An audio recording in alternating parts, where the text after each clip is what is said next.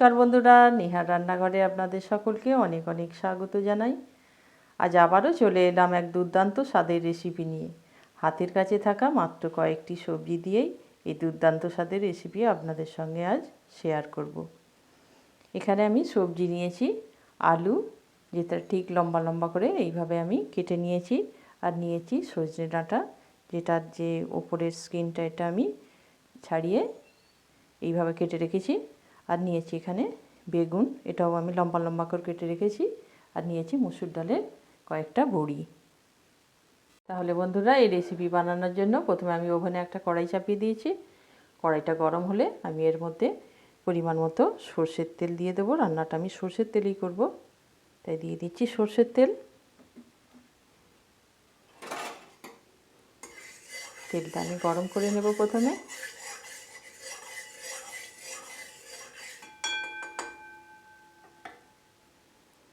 তেলটা আমার গরম হয়ে গেছে, এবার এতে আমি বড়িগুলো প্রথমে ভেজে নেব। আঁচটা আমি মিডিয়াম করে বড়িগুলো ভেজে নেব। লাল লাল করে বড়িগুলো আমি ভেজে নেব। বন্ধুরা, বড়িগুলো আমার লাল লাল করে ভাজা হয়ে গেছে, এবার আমি এগুলো তুলে নেব।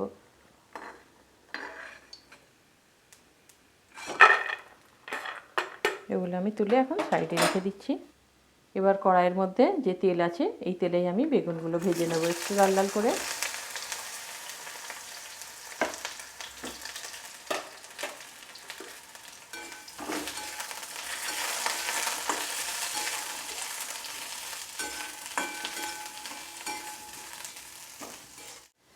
বেগুনগুলো আমার এখানে লাল লাল করে ভাজা হয়ে গেছে, এবার আমি এগুলো তুলে নিচ্ছি।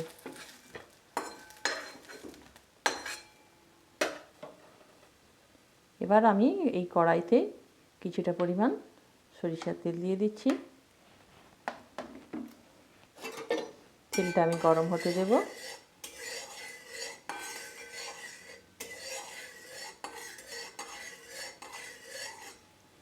তেলটা গরম হয়ে গেছে, আঁচটা আমি লো করে এবার এর মধ্যে দিয়ে দিচ্ছি হাফ টিস্পুন পাঁচফোড়ন। এটা আমি কয়েক সেকেন্ড নেড়ে ভেজে নিচ্ছি।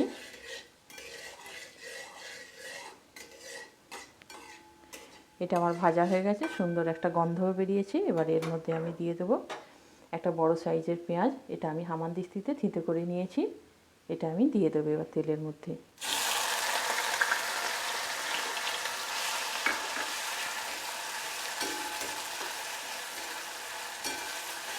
পেঁয়াজটা আমি মিডিয়াম করে একটু লাল করে ভেজে নেব।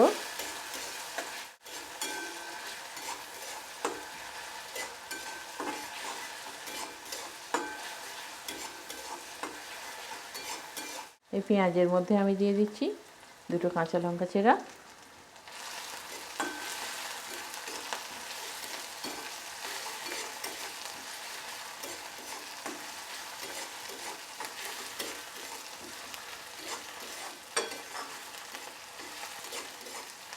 পেঁয়াজটা আমার এখানে ভাজা হয়ে গেছে, এবার আমি এর মধ্যে দিয়ে দেবো 1 টিস্পুন আদা বাটা,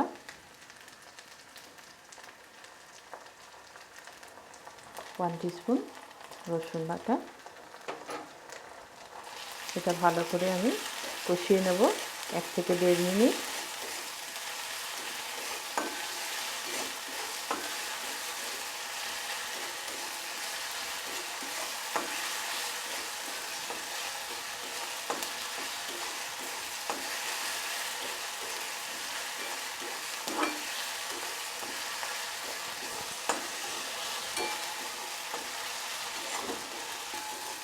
এটা আমার কষানো হয়ে গেছে, এবার এর মধ্যে একটা বড় সাইজের টমেটো আমি কেটে রেখেছিলাম, সেটা আমি দিয়ে দিচ্ছি।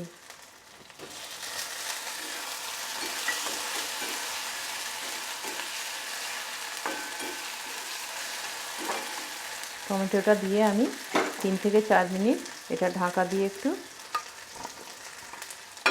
রান্না করে নেব, যাতে তাড়াতাড়ি টমেটোটা নরম হয়ে যায়। আমি ঢাকাটা এবার আমি খুলে দিচ্ছি। টমেটোটা এখানে নরম হয়ে গেছে।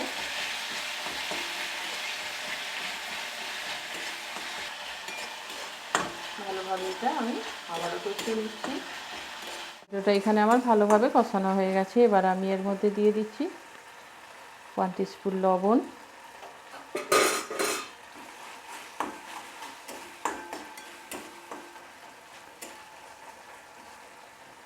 এবার আমি এর মধ্যে সবজিটা দিয়ে দেব।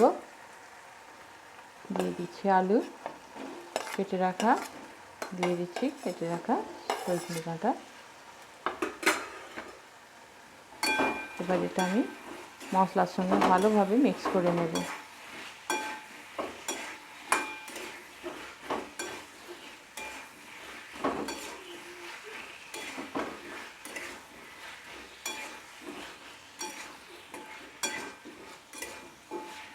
এবার আমি এর মধ্যে দিয়ে দেবো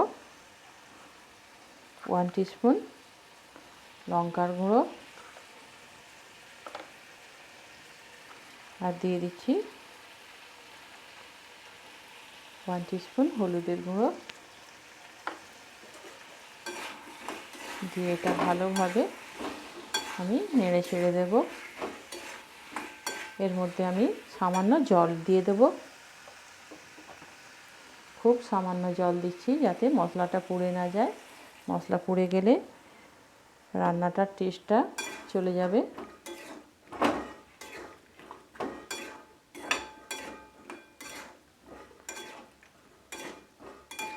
এটা আমি ঢাকা দিয়ে 3 থেকে 4 মিনিট এটা আমি কুক হতে দেবো, যাতে সবজিটা খুব সহজেই সিদ্ধ হয়ে যায়। ঢাকাটা আমি এবার খুলে নিচ্ছি।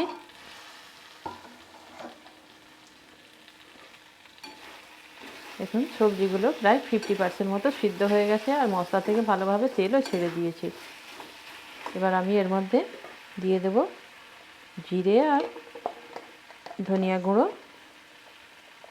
দিয়ে দিচ্ছি 1/4 টিস্পুন জিরের গুঁড়ো,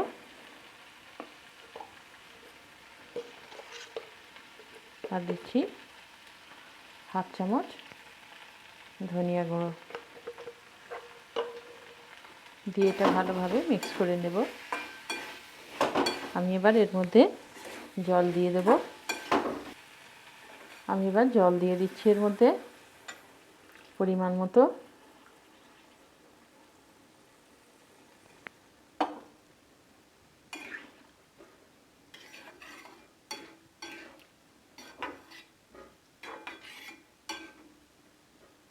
জলটা ফুটে উঠলে বেগুন এবং বড়ি এর সঙ্গে আমি অ্যাড করব।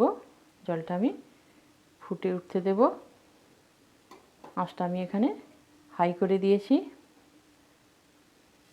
জলটা এখানে ফুটে গেছে। এবার আমি এর মধ্যে দিয়ে দেবো ভেজে রাখা বেগুন,